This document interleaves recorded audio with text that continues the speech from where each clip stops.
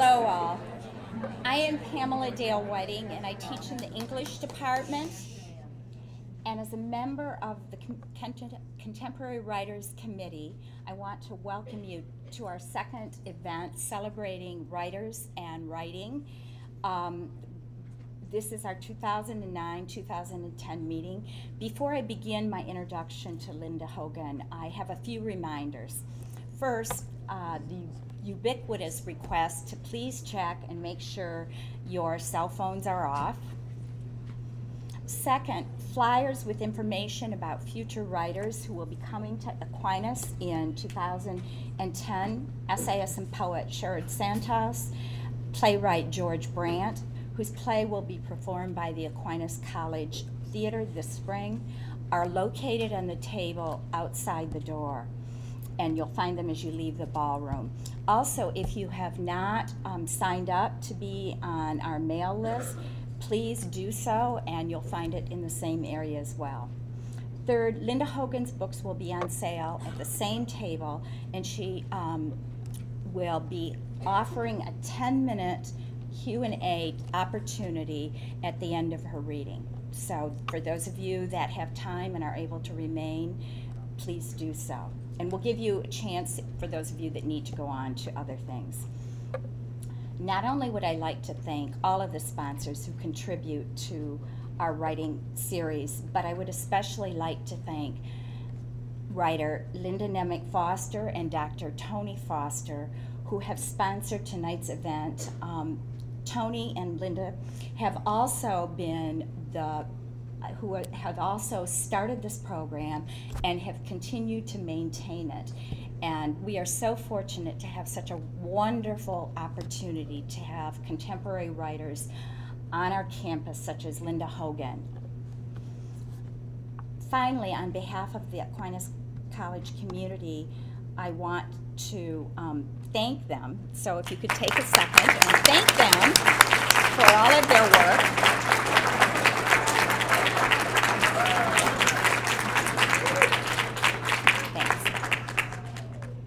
Linda Hogan is a novelist and short story writer, essayist, and playwright and activist. She has received many prestigious awards, fellowships, and awards for her work, including a National Endowment for the Arts in 1982, a Guggenheim Fellowship for Fiction in 1990, and a Lanneman Award in 1994, and that's just the start of them, but I wanted to get to the reading.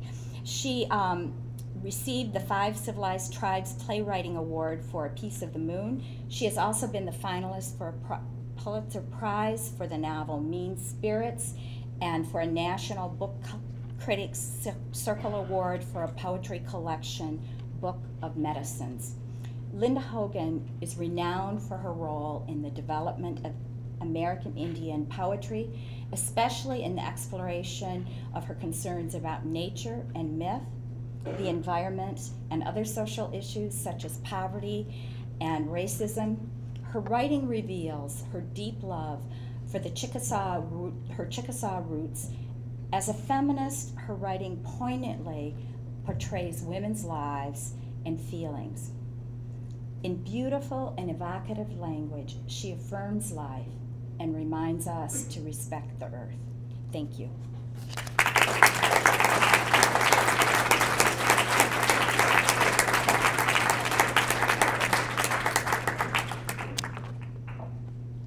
Thank you so much. I'm happy to be here and to see so many of you that skipped your classes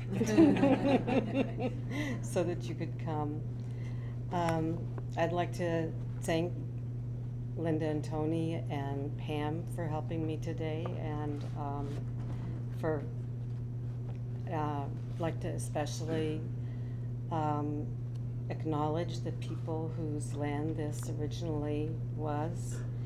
And I was very excited to find out when I came to this part of the country. I didn't realize that the Hopewell Mound area was here. And I come from mound builders, and we had trade with the people in this area. It's very interesting because I was just at a Susquehanna River conference. I'll try not to talk too much, but it was they had a map, and they were looking at why did the native villages exist in certain places, and I was saying, you know, the idea that people just settled somewhere and stayed there isn't exactly how it worked, because there was this commerce and trade and people meeting each other and all over the continent. Everybody was moving about and trading, and we were trading with the people up here and following the networks of rivers and with the people in the Gulf of Mexico, and all of our tribes were moving back and forth. And also some of the sites are sacred sites, although whenever people talk about sacred sites, I think it's all sacred. So, you know, I always keep my mouth shut when we talk about sacred sites, because I don't want to sound like an extremist, but I do think that. When they were trying to, and actually succeeded in building the Snow Bowl in Flagstaff, Arizona, the ski area, which is on Mount Graham, the sacred mountain of the Navajo. And it's, the snow is created by human waste products. The sewage creates the snow. And the Forest Service, I was in Flagstaff and the Forest Service was there, and they were trying to ask the Navajo people, where's the line where it stops being sacred? And, you know, I think when I'm writing my work, I'm always looking for the line where it is. I'm always looking for the line into that. And so I was talking to students earlier today and was talking about how, you know, the notion of our word for animal was non-okcha, and it means all alive. And when I'm writing when I'm writing fiction, it is always about a true event, something that's happened or is happening that needs to have the heart of a story added to it to make a difference. And poetry is my first language, and it's something else, and it's magical, and I love it. I'm going to read a few new poems to you, and I'm just grateful we could all be here tonight. I have a little thing here, the history of Grand Rapids. Unfortunately, it starts with the French trader. You know how history is. This is called New Wine. I have a friend from Mongolia, and so this came from an experience of a boat race at a lake where the Mongolian boats, they were Mongolian boats, but we were talking about the horses, and I for the first time tasted mare's milk, which it's not straight from the mare, but it's sort of fermented and it's not really tasty. But I was worried about the baby. I kept thinking, well, you know, if you take the milk, what happens to the baby? New wine. Yesterday I drank mare's milk. It was not sweet. New wine. I wondered about the fall. A friend wrapped silk robes around me, and I thought, let me love that lamb, that mare, the goat. Their cloven hooves release the smell of wild mint. Let me travel the hills and the long green roll of the grasses before they are parched. We are parting time into different worlds where light changes. The horses run on earth toward hidden waters. Hidden waters that look like a strand of light. I want to remain the old person I am becoming, without things, too many to carry, even the books with their stories of change. Just let me do my daily chores and walk through the painted door, standing straight as I can until the home so lovely, the decorated sticks all come down, so many of them, and until then, all you gods and goddesses, Buddha, Allah, Great Spirit, Usin, Changing Woman, if a lover takes my hand, I will think it is one of you, and in the light of morning, in all our shining robes, I will bow down to that one. That's a new poem.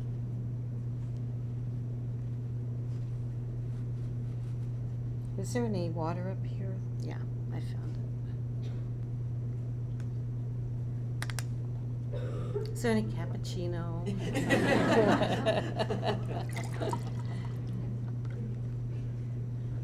You know how picky we can be.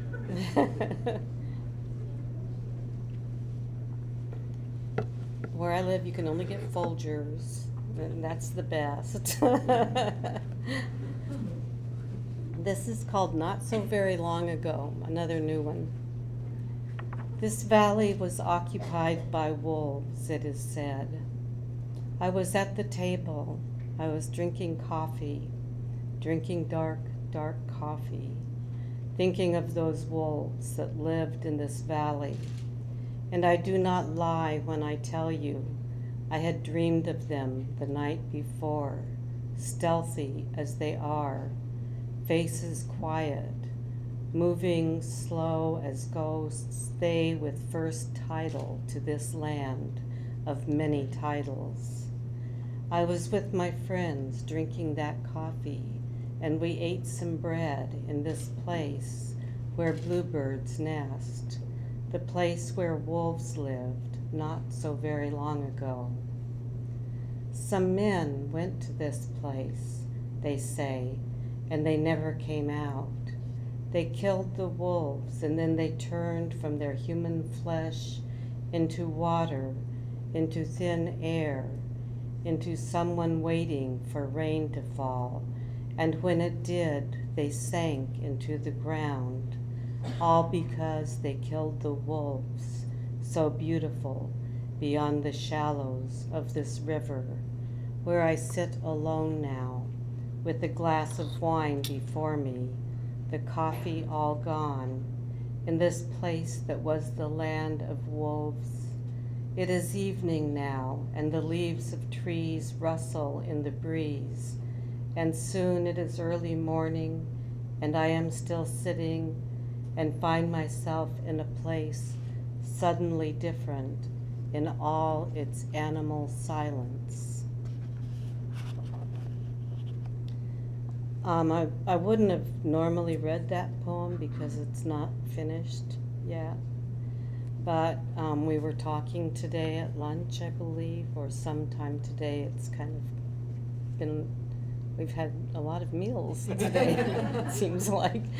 And someone said that at Isle Royale, the wolves were not only passing on and disappearing, but were being deformed because of the lack of food, and that the moose were disappearing because of the changing climate.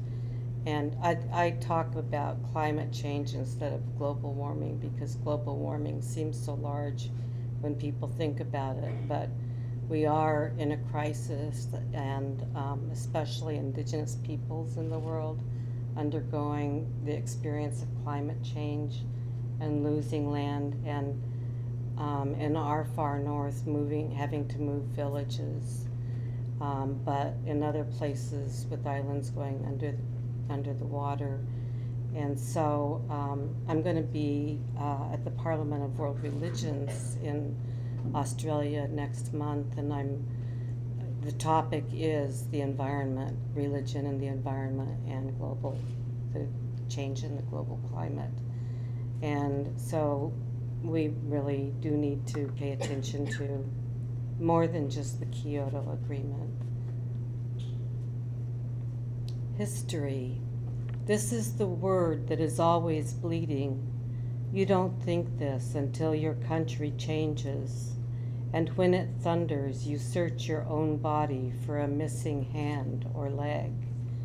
In one country, no bodies are shown, lies are told, and they keep hidden the weeping children on dusty streets.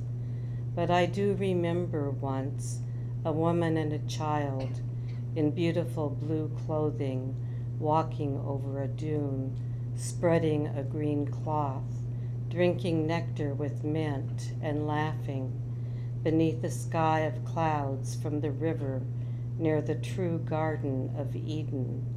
Now another country is breaking this holy vessel where stone has old stories, and we know the fire creates clarity in the eyes of a child who will one day turn it to hate. We are so used to it now, this country where we do not love enough, that country where they do not love enough, and that one too. We do not need a God by any name, nor do we need to fall on our knees or cover ourselves, enter a church or a river. Only do we need to remember what we do to one another. It is so fierce. What any of our fathers do to a child, what any of our brothers or sisters may do to a non-believer. How we try to discover who is guilty by becoming guilty. Because remember, history has continued, opening the veins of the world more and more, always in its search for something gold.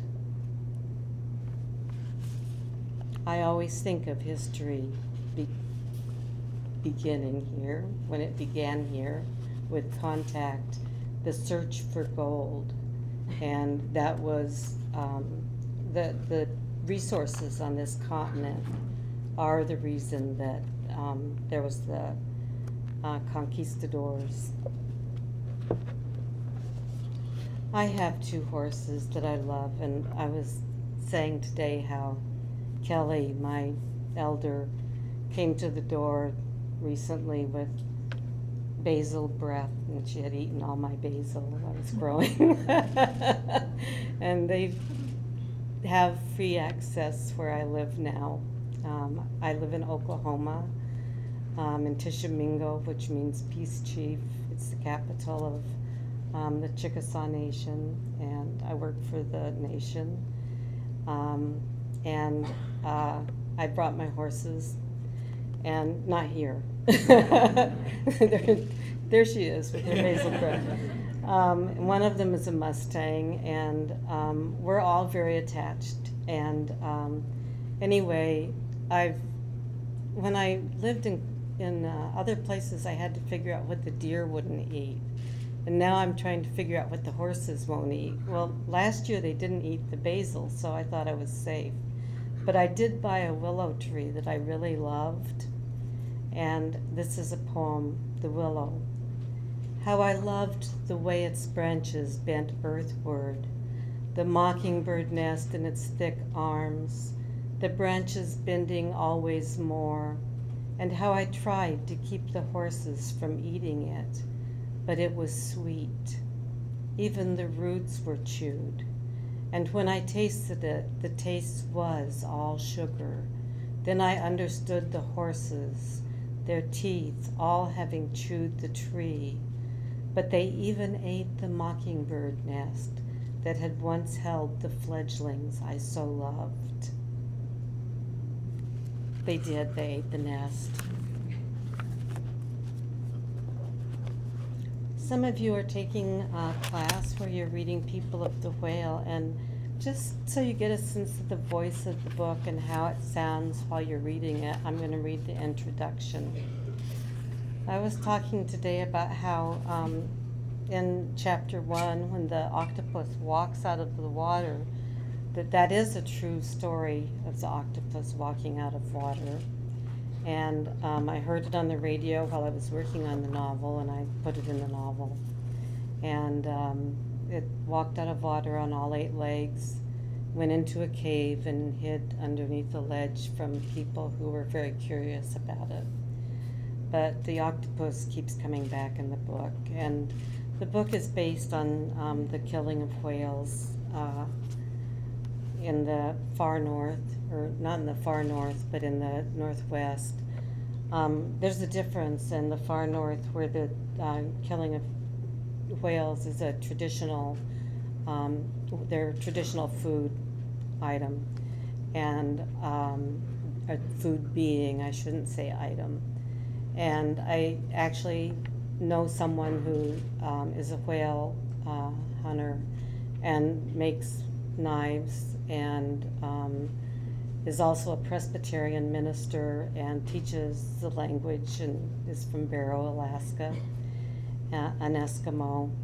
And it's a very different situation than what takes place in the book People of the Whale, where the whales are being killed in a political sort of agenda. And this is the prologue to the book. We live on the ocean. The ocean is a great being. The tribe has songs about the ocean, songs to the ocean.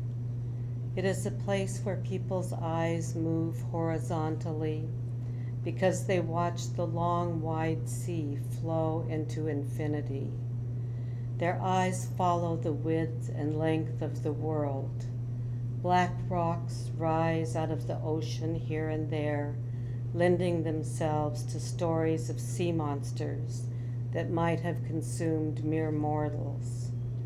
Several islands along the coast are tree-covered green jewels. The nearby fishing towns are now abandoned, as is the sawmill in disrepair. The fishing towns are now abandoned, and down the beach a ways to the south, white piles, shining piles of clams and oyster shells were left behind by the earlier people, the mysterious ones, who were said to have built houses of shells, perfectly pieced together. These places truly existed, those secret places where houses were made of shells. Royal ships once anchored there. Those who kept journals said the houses were made of pearls. No one sees them now except as a memory made of words. One man passing by at sunset wrote in 1910 that they were made of rainbows, but of course no one believed him. This was also the year the deadly influenza arrived with the white whalers. The houses of shells were covered in a mudslide that same year. Even the land gives into history. Out in the water, in the uplift of black stones, caves are left open and revealed when the tide is out, but there are caves on land also. A pile of treasures still remains in one cleft of black rock where once, not long ago, an old revered man, Witka, used to enter the cold sea naked and converse with whales, holding his breath for long periods of time. Stay away from there, the mothers tell their children, making it all the more enticing. And when no one looks, the children go through the offerings left there. Tobacco, black shining stones created when lightning struck sand. A glass float from the other side of the ocean. On some beaches are the broken bones of long ago boats, skeletons of carved wood, even with ribs that are broken dreams of poor men's labor. Almost everything from the boats that could be used has been, years ago. Old and porous whalebone was also used inland as grave markers for the last generations, now as fences for flower gardens and for occasional carving. To the north there is an old rubbing beach where the whales used to come out of water and flop awkwardly about. Wake up, a sleepless person would say back then. Come, and others would throw on their coats in the early morning to run out and watch the whales rub their backs into sand and stone, to scratch and remove the barnacles that lived on their skin. The whales looked joyful and happily clumsy when they did this, heaving themselves about with great breath and effort. They were sights to behold, and were watched with awe and laughter. The whales have always been loved and watched, their spumes of breath blowing above water, their bodies turning, rising. Sometimes this is a turbulent place. 2 rivers reach the sea here, sometimes in a muddy rush away from the land. When there are storms, waves reach for heights and water crashes against the rocks, still smoothing them through time. Sometimes it is peaceful, the water calm. Then the people go out on the still water and fish, or sit on the beach drawing pictures or sifting through the gray sand. They talk with their friends and eat sandwiches. On summer days, the sand is warm against their backs and they rest in its heat. Across the bay are whitewashed buildings. They look as if they've been painted with milk. The old people, the traditionalists, live there. It is a secret place, this world. You could say it is in Washington, but that is too far north, by degrees and fathoms. I keep it a secret, the place, the people, though the world will soon hear about it. But place or time or season, it doesn't matter to the man who turns his back to the sea. No one knows if he will turn toward life again. They wonder if it is hate he feels, or remorse, or merely human grief. After a while, some forget he is over there. This is my first novel with a main character. Thomas Just. The people in this area were named names like Just and Small and Only. Those were their last names. They were named by the Indian agents.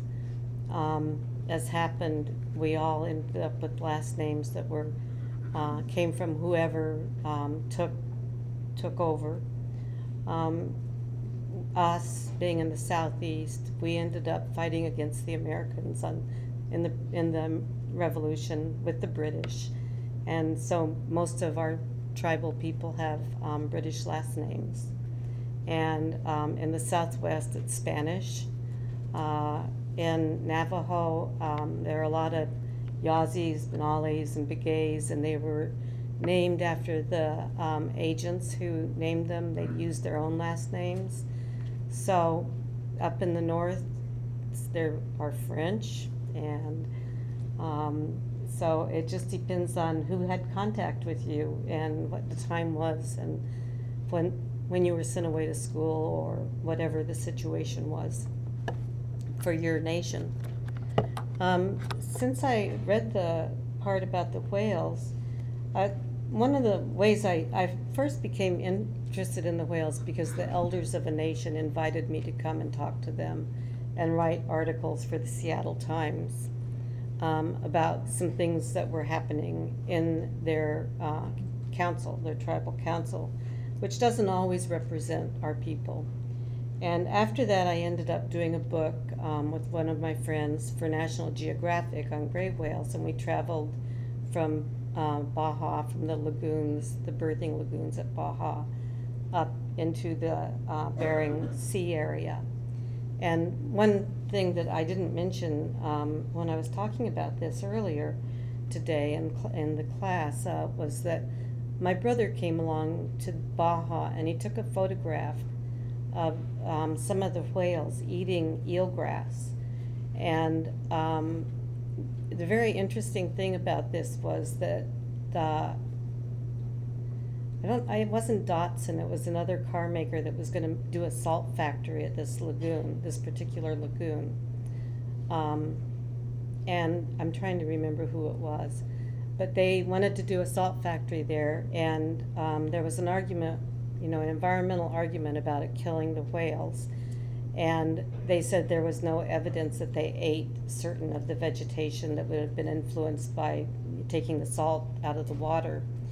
And so my brother's photograph actually was evidence that they did eat eelgrass, and so it saved this lagoon from being turned into some of the others where there are no whales and there is no life. The interesting thing about the Susquehanna conference I told you earlier was that of course, it empties into the Chesapeake Bay, which goes to the Atlantic Ocean, and there's a huge dead zone in the Atlantic from the industrial wastes and fertilizers that wash into that. Being a writer means you do all kinds of things besides just write. I mean, I like to think that I could just write, but somehow it just doesn't work out that way all the time.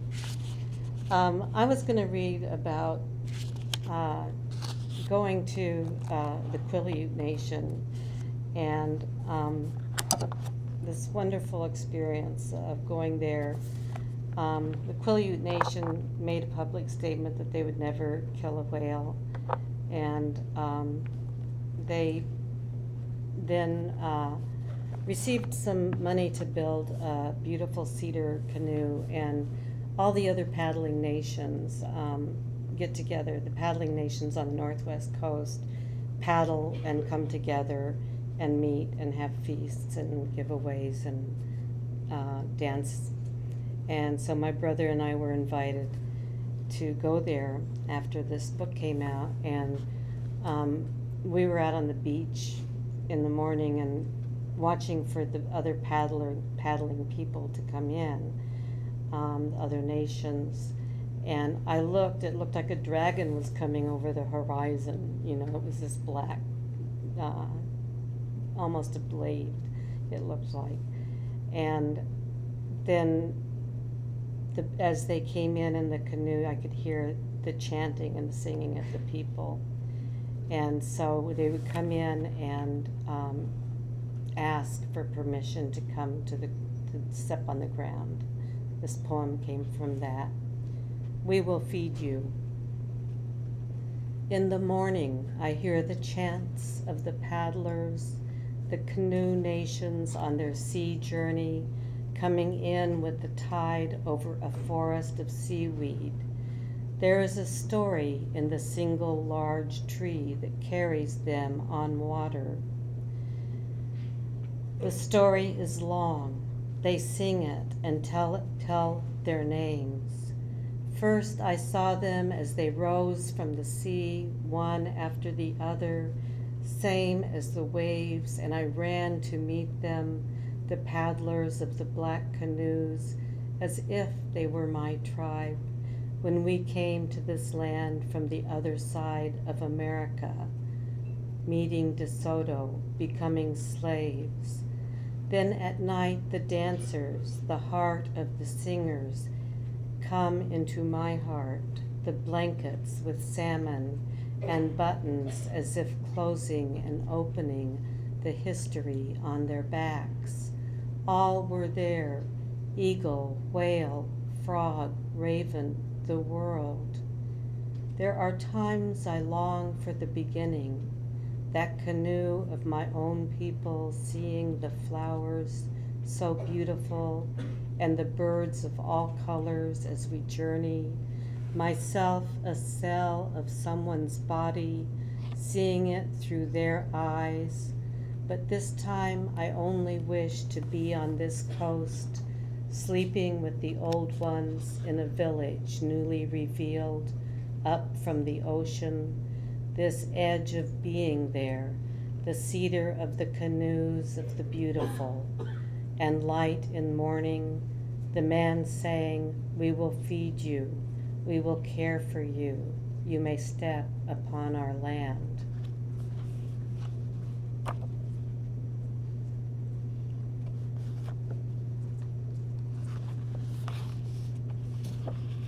I'm from the Turtle Clan, which is a very old plan that some historians decided to drop from their books at one point.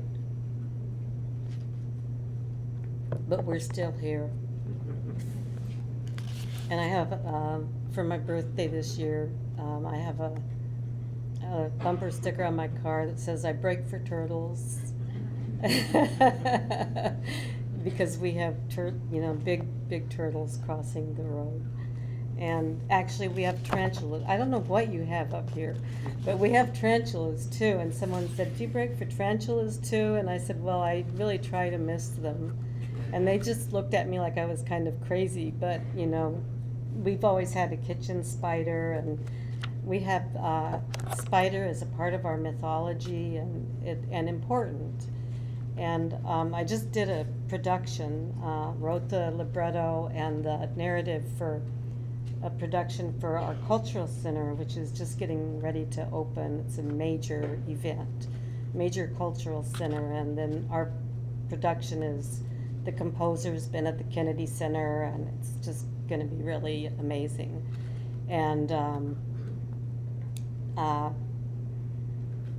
we have a spider story in there. Also, speaking of the mounds, some of the mounds are built in the shapes of some of the animals that I've mentioned and that are important to us and to our mythologies and our stories and our astronomies. The mounds are aligned with the astronomies. And I don't know how many of you who live here have been researching the mounds that are nearby or the history, but they are aligned with the astronomy, and the geometry is incredible. The knowledge of math. Not only were the people on the continent great traders, but also great mathematicians and astronomers. And each nation actually has its own astronomy. And so what's in the sky often reflects what's on the ground or the stories of the people. So my half-sister, who's half Navajo, does a traveling planetarium with Navajo astronomy, and we're now working on Southeastern. But Navajo astronomy has, like a badger in it and all kinds of other things. And most people in America that are not native don't really think about that the astronomy is based on Greek astronomy, and that there are other astronomies here. Like in the sky, we have a turtle, and there's also a winged. Do you have a winged, the Uctina? I don't know what you call it up here, but it's like the winged serpent. It's like a winged serpent. It's how I know how to describe it. Draco. Is that a Draco? And there's a planet in its head that in the mythology is a crystal from the earth. So this is called, anyway, I'm sorry, I got off on the topic. I was talking about turtles. So I'm from the Turtle Clan, and this is called Turtle Watchers. I was swimming one time in the ocean, and I did not expect this. I would never swim in a place where sea turtles swim because they are endangered. But I was in a place where it happened that some sea turtles came and they were swimming there. And so this is about turtles. Turtle watchers. Old mother at water's edge used to bow down to them, the turtles coming in from the sea, their many eggs, their eyes streaming water like tears, and I'd see it all, old mother as if in prayer, the turtles called back to where they were born, the hungry watchers standing at the edge of trees, hoping for food when darkness gathers. Years later, swimming in murky waters, a sea turtle swam beside me, both of us watching as if clasped together in the lineage of the same world, the sweep of the same current, even rising for a breath of air at the same time, still watching. My ancestors call them the keepers of doors, and the shore a realm to other worlds, both ways. And water moves the deep shift of life back to birth and before, as if there is a path where beings truly meet, as if I am rounding the human corners. The first poem in this book is kind of an introduction. Eucalyptus. I was at a native science dialogue in a wheelchair. I couldn't go outside to a ceremony, so I was in my room, and this poem developed. So maybe it's a form of ceremony in its own way. It is the first red light of morning, and the others are praying outside with old songs, sage and tobacco, while I have been dreaming from the deep, the ancient, taking in the red light rising between the eucalyptus trees and their fragrance. They dropped 3 seeds in the shadows, 3 deep shrines, worlds becoming.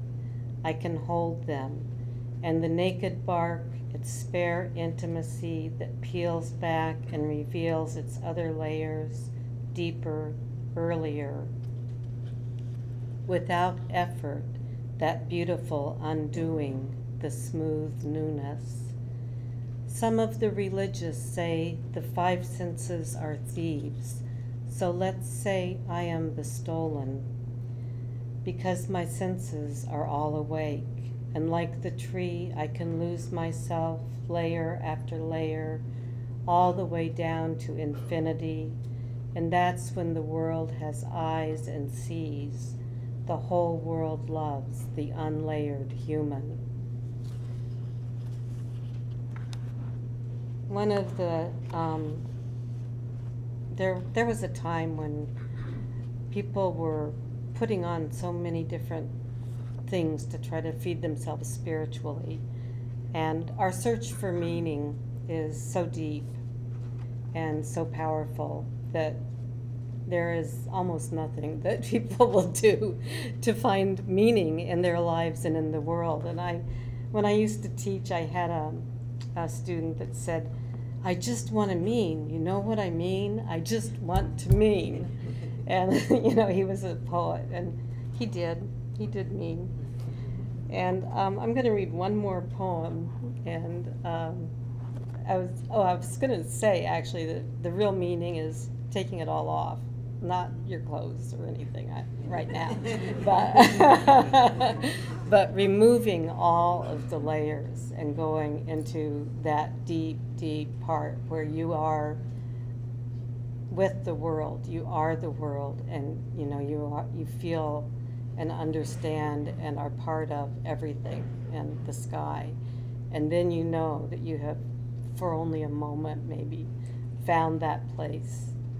And unfortunately, then once you've found it, you keep trying to find it again. And it's like the plant for toothaches. We always have this joke about the plant for toothache. It's the plant that when you look for it, you can't find it. You always find it when you're not looking.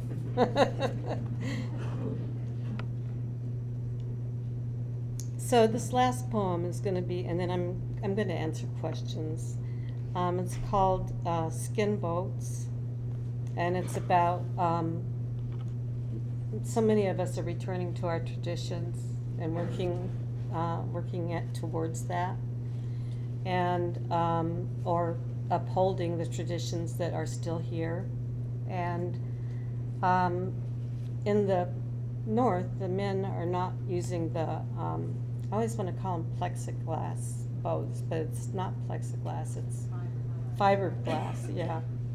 It's just because I would like to get plexiglass outside somewhere. But, and they have quit doing that because it's hard for hunting. They're harder to maneuver than the skin boats. So they're relearning the art of skin boat making. Skin boats.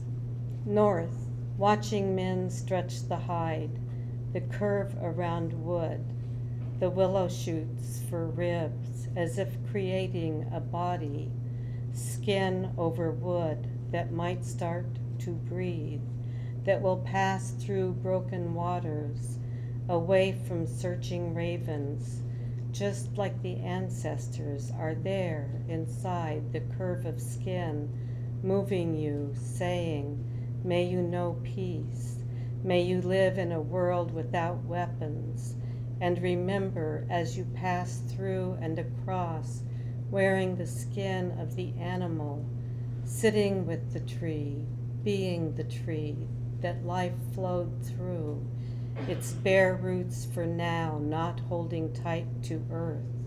Remember the shore that surrounds a continent, the history of life as it is spoken along the edges, thresholds of all enchanted worlds. The first ones say this, pretending to be the breaking waves, and then you can set out, crying out in all your full vigor. Thank you.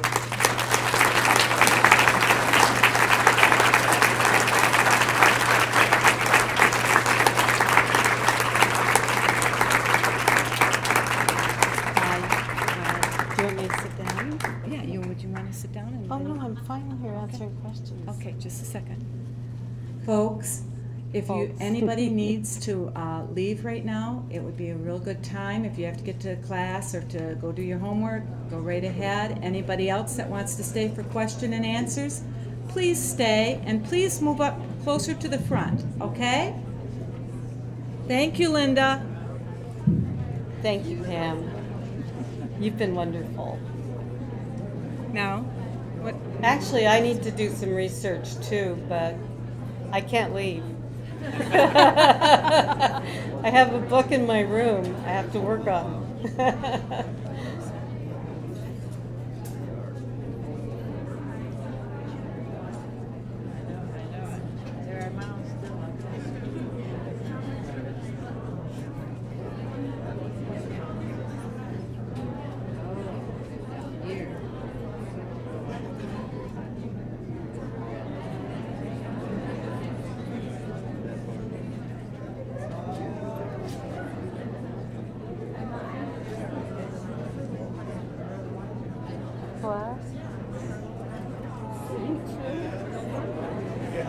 No, we stand the same.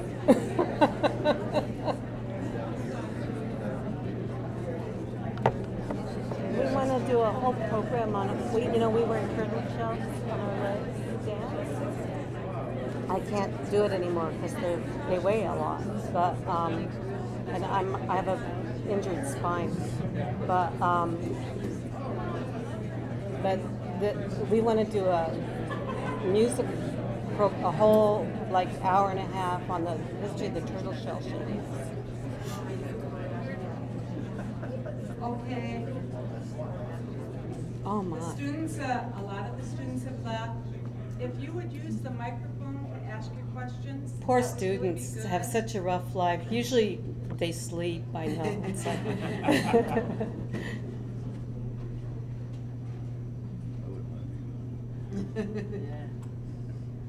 yeah, it'd be nice to be a student. I would love to go back to school. So if anybody here is like the dean and wants to offer me a scholarship, I'm up for it. Oh, you have to go all the way up to the mic. Okay. Bonjour, Annie. Annie. It's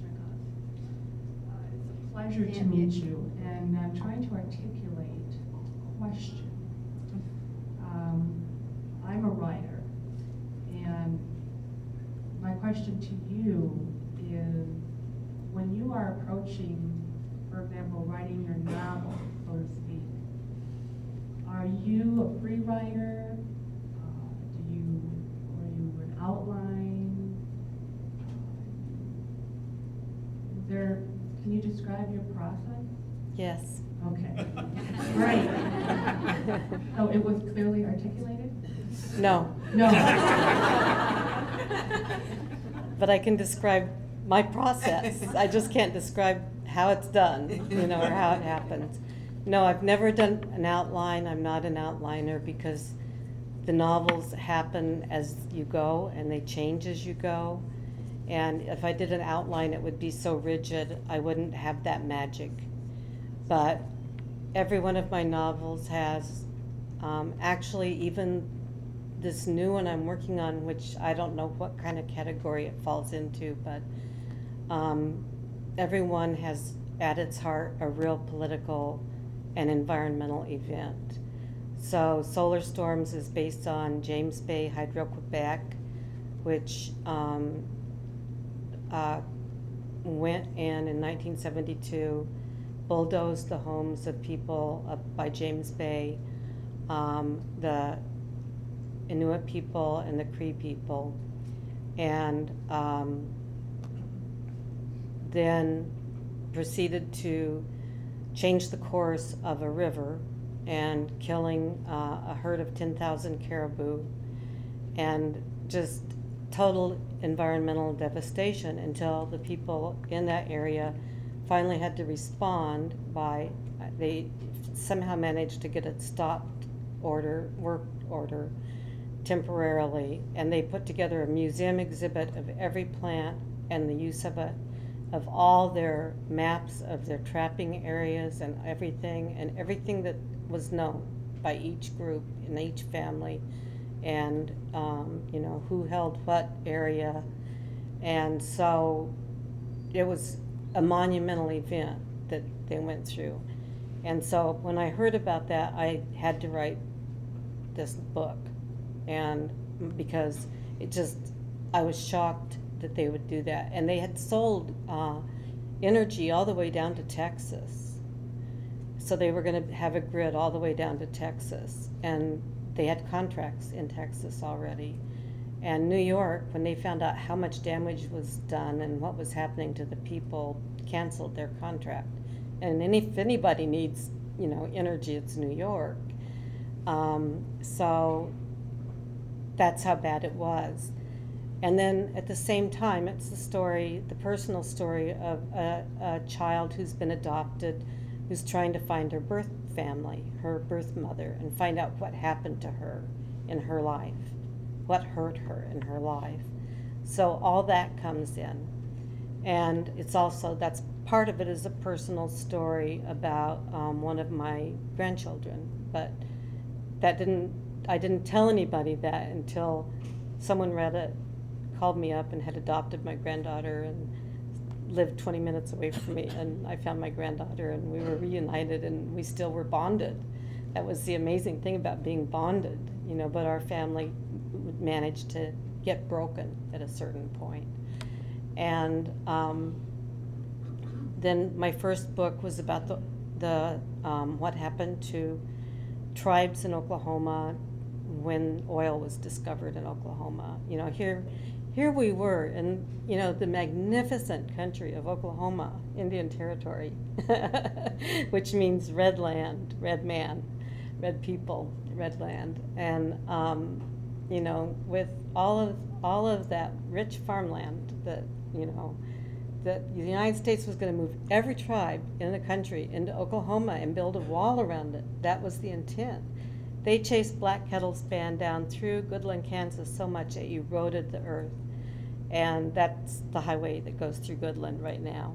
And one of Black Kettle's ponies escaped. I was working on a book on Indian horses, and I had all these stories collected, and so I had the story of his horse that escaped, and people tried to catch it for 13 years. But all of our nations are broken into different parts because of it. We have like Southern Cheyenne, Northern Cheyenne.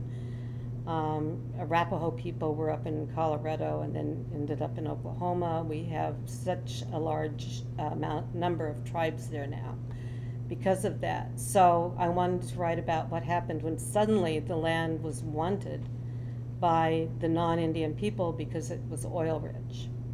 And so there were massive murders and corruption, massive corruption that took place there. And then Power was based on the killing of an endangered species. And I went to Florida to research the Florida panther and read the court records. And I didn't really expect to do a novel. I was going to write an article for the American Indian Law Review. And I was sitting in a storm and I couldn't see to drive, so I was sitting in the car waiting for the storm to pass when I heard the voice of the main character. And so it became a first-person book, and I left then and went and wrote the book. Started writing it. I didn't do, I mean, it took years, but you know.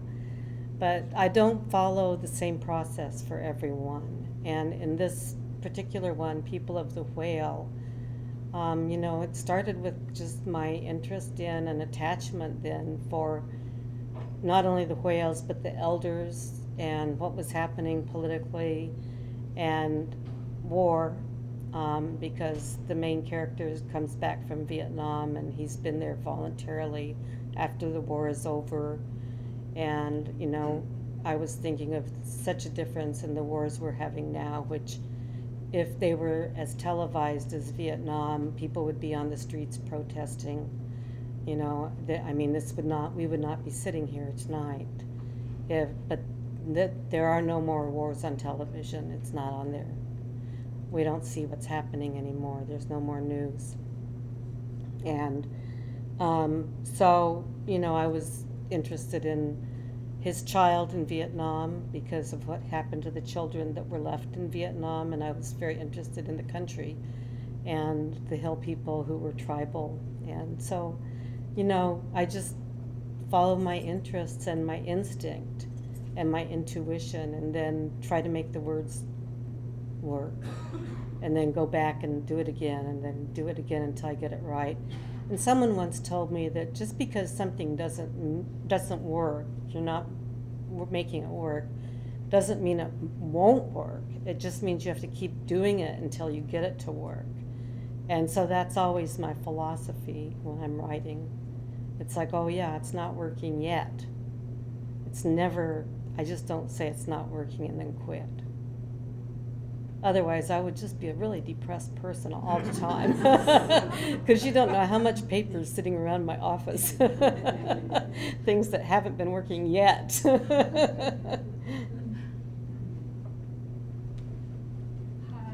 Hi. My fiction class read your novel, People of the Whale, and one day we were discussing the idea of Ruth being born with gill slits, and we were wondering if it was meant to be taken literally or more like symbolic of her relationship with the sea. Well, actually, she really was born with gill slits, and there are people who are sometimes, there's a word, even a word for it. There are people who are actually born with a trace of gill slit, because and the interesting thing in this it's not in the book, but as things evolved in nature and changed, whales have vestigial hip bones and legs, and they once were on land, and now they're in the water. And we were once in the water, and in the womb at one point we do have gill slits. And so sometimes people are born and that's still there because of being in the womb. So, no, it's not symbolic, but there are other things in the book that probably are symbolic. I don't know, I never use those kinds of words, I just make it up as I go. And that's another thing, which is that you're writing, you know, while you're working, you should enjoy doing it. If you don't love to do it, and it gets to a point where you're not happy doing it, then you need to go do something else, paint, or, you know, do some sculpture, or something else that's creative that you really do love to do. Yes, you had a question. Hi, my name is Elizabeth Swift. I'm also a writer and have done some activist work. And I was kind of curious how you stay motivated with these very heavy topics that you take on. working on it in both a creative process over a long period of time to bring that to fruition without feeling too bogged down, or maybe you do, and that's part of the process. And then also in the role as activist, and over the years and so on, as you've been working on particular causes, what keeps you motivated? Well, for one thing, as I said, I just really love to write. And I feel a responsibility to do it, you know, in some ways, especially right now. And it's funny because I've always been, I just get up and I write in the morning. And I drink coffee too. But, you know, I don't have to make myself be motivated. But my life's been interrupted in the last month and a half, and so I haven't been able to just get up and write. And it's been horrible. It's been really hard. And it's very hard to get back into the process or to rearrange things. So what I do is I make writing exercises for myself, and then I just like set a time limit because like if I have to go to work or something, I'll set a time limit, like, okay, I'm going to take 15 minutes and write as much as I can and see if I can get a good line, and then do that. But I have a series of exercises I use that I like to do. Just curious, in an ideal situation, what would be your average amount of time that you would work a day? Probably 6 hours. I would work in the morning until it's time to feed the horses from early until 9, and then come back after that and work some more or do some revising later in the day or something. I'm not a night worker. I have friends that stay up all night and like to work, but I'm a zombie after 8. It's about that time. Oh, zombies are big this year too. Hello. Not a question, just a comment on, you were talking about the influence of names. And I've thought a lot about what it means to be named and how you become that name, and how what power it is for a parent to give names to their children. And on the reservation I lived for a fair while, there were some striking things in which there were a lot of French names, and even a Quigley or two there. But what the government had done to the people would be, on an individual level, it would be like one person his name was Man Afraid. And he was known to the government as Man Afraid, so he would be a cowering person. But his real name in Lakota was Man Whose Enemy Was Afraid of His Horses. So it would be reversed, so anytime he was so powerful that when in battle, if they saw him coming on his horse, they would scatter. So he was reduced to a very cowering, in the people who were subjugating him, the government, he became a pretty low person, whereas in the tribe, and even in a tribal context, the tribe today is known as the Sioux, and that really came from the Chippewa would be worried about these people that they called the Nottaway, which meant deadly snakes. They were so strong that they were feared. And of course the Sioux saw if there was one Nottaway, there would be a bunch of Nottaway. And from that point on, they were known as the Sioux, where in their own lives they called themselves the friendly nation of the 7 council fires. So not only were the 7 council fires destroyed, but their whole image to the rest of the world of those who bring peace and those who stand for peace is completely destroyed. So along with being subjugated on land that has nothing to give but rocks, and they lost a great deal more in the power of a name too.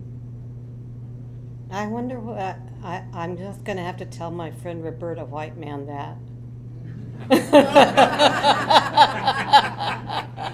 That she needs to change color real quick. I think that the Lakota and Dakota and Nakota, I'm not sure about, you know, if there are other groups of Sioux. I mean, I know there are Hunkpapa and things like that, so I'm going by linguistic groups. But Sioux was known, that was the word that non-Indian people used in reference to the people. Yes. So, and the reason that the people in, you know, like in the Badlands and up in that area still had some of the original names, like in my family, the part of my family that are Lakota, still have their names because they were they were attacked later, historically in time, than the people from my own nation, you know, where I'm enrolled in Oklahoma.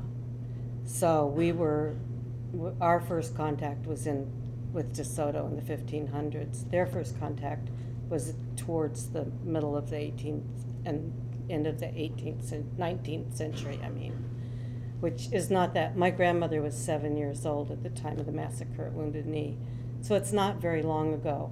So the people mainly kept the names, the original names. So, you know, each history is very different, and so we have to look at the individual histories of the nations, and it's really complicated when you consider, what are there, 350 languages and groups at least, maybe 500, and, you know, I'm not sure, because there are branches, like I was just reading in the newspaper that came to the door of the motel room today, that there is a tribe, and this happens often, that is not being recognized on the North Coast in the Nez Perce area, and they do exist as a people, but they don't all live in that place, and some have intermarried with other tribes, and so the government, the Senate, has decided to not recognize them as a tribe. But then many nations, the people have kept intricate records and oral histories, and they have a lot of information to prove their existence as a nation. So we can't say exactly how many there are, and some have kept the language intact too. So, and we now have, you know, language immersion programs for the kids and things like that. So to make sure it never happens again. But any more writing questions? Oh, I have one question okay. about the writing process, taking it back to that. In reference particularly to the people of the Whale, you obviously do a lot of your writing intuitively and emotionally, but what kind of hard research goes into your writing, especially Thomas's life in Vietnam and his daughter's life? I had to do a lot of research on the war because I didn't know all of the histories of where everybody lived in the country, in the North and the South, and I didn't really know, like, how people got into Ho Chi Minh City, or, you know, whatever place they ended up. I had to figure out what happened after the war and how he could have managed to escape the military and stay there with the tribal village that he felt more comfortable with than with the men in his platoon. And so I had a lot of research to do. And so what I did was I talked to people on that one, and I read books. I read A Bright Shining Lie is a very good one. And then I read the books on children of the mixed blood children and what has happened to them, as the ones that remain behind, and decided that my girl Lynn, I love her, she was sharp, and she was not a victim. She just somehow managed to go through the cracks of everything and become an interpreter, and because she knew the languages and the dialects, and she could survive because of that. So I did a lot of hardcore research because I didn't know the whole history. I just knew what I saw. I saw the war on TV, you know, and I read about it while it was happening, and, you know, saw it in magazines, and so I thought I knew about it, but when it really came right down to it, I didn't know everything. I don't know everything about anything, so, and probably never will. That's one thing about getting older, is that the older you get, the more you know you don't know. It's really a bummer. I think we have time just for one more question. Okay. Oh, sorry. Hey, we showed up a little bit late because we got lost along the way. So I'm sure you probably went through this before, but I was just wondering, like, what was your initial motivation to become a writer, or when did you know that you wanted to be that? Okay. Well, I really never wanted to when I was growing up or anything. I was an older writer, and I just discovered a book of contemporary poetry. I was working as a nurse's aide, or a teacher's aide at the time. I had already worked as a nurse's aide. I'd been every kind of aide you could be, and I was working with orthopedically handicapped kids. They had muscular dystrophy and cerebral palsy and thalidomide children at the time. I discovered poetry, and I started reading it, and somebody wrote about a cow, and I thought, this is pretty interesting. I'm going to try to write a poem now that I know that you don't have to rhyme. And so, or sound like Edgar Allan Poe. So I started writing, and it was the best feeling. It just was this magical feel. It feels good to write. I love to sit down and write. And I know all of you people who sit down and write in here feel that way and understand that it's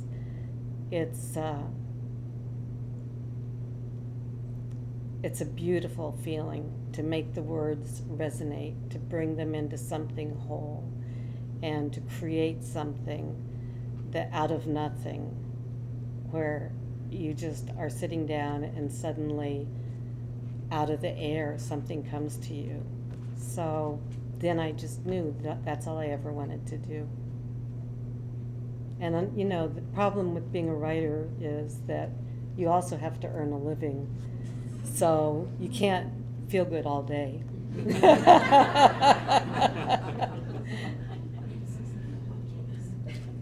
you willing to sign books? For maybe a few books. Yeah. You didn't want to. I think that's about it for the evening. Okay? Thank you very much for coming. And Thank you. Linda Hogan.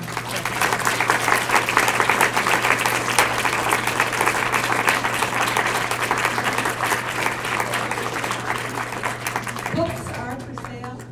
Marion is out in the hall.